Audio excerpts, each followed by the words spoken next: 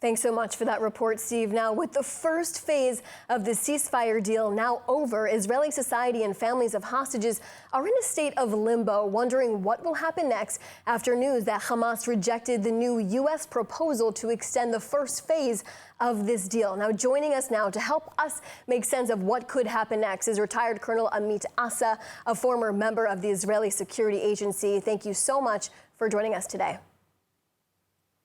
Hi, good afternoon. Now, this deal has been in an extremely fragile state from the beginning, but realistically, what could happen next? How long will this state of limbo continue for?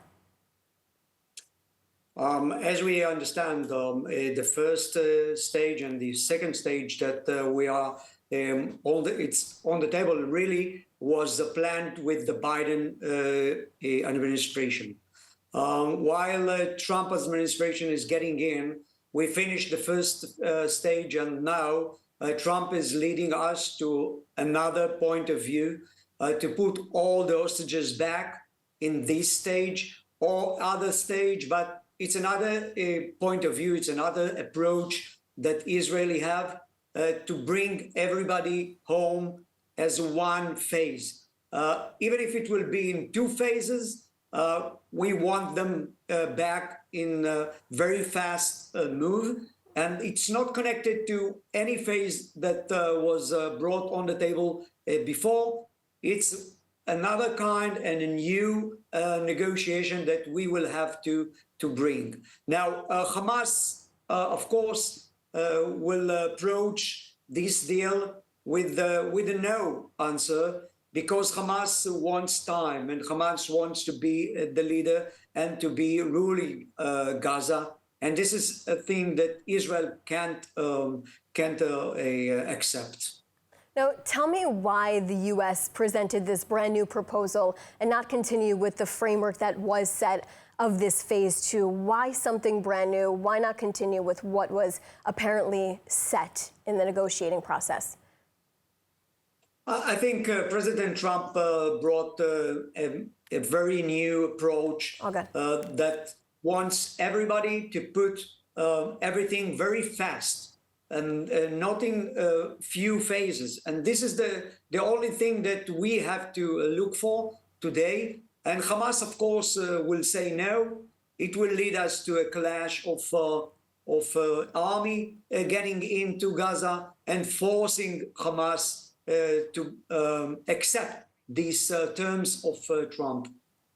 Now, is it possible with Hamas's rejection of this deal, there could be new framework in the future, or would negotiators go directly to phase two? We've seen so many different talks and conversations. What do you think is actually feasible? I think the government of Israel is putting more pressure now in Hamas, and part of it is the humanitarian aid. It's not just the humanitarian. We know that they have a lot of food inside Gaza. Who's holding this food is the Hamas. Now the pressure will be from the society, from the Palestinian to the Hamas, to bring them the food that they have on their hands. So it's not that we are stopping humanitarian aid to Gaza. It's just we are forcing the Hamas to give their humanitarian aid that we brought into Hamas, to the hands of the Hamas, to bring them to the people.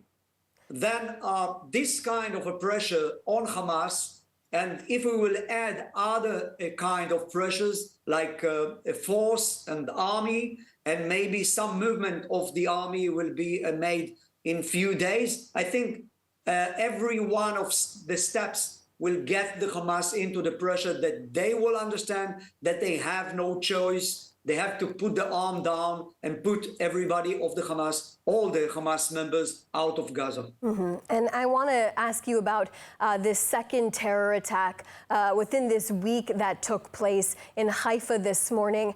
Several people were injured. We're learning that an elderly man was actually stabbed to death. Talk to me about what this means for the security, the internal security here in the state of Israel. I think all citizens of Israel knows that we are in a time of war. In time of war, there is a lot of motivations all over, not just Palestinian from Gaza, it's Palestinian from the Judean Samaria.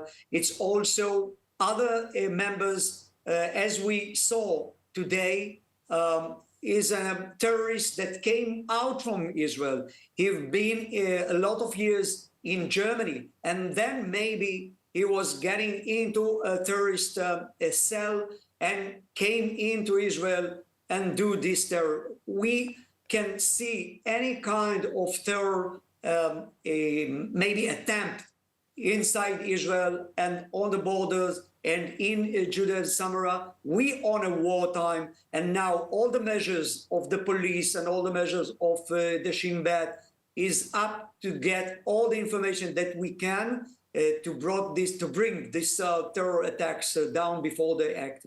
Thank you so much for your perspective on this. It's certainly something we will continue to follow. Thanks for your time today. Thank you very much.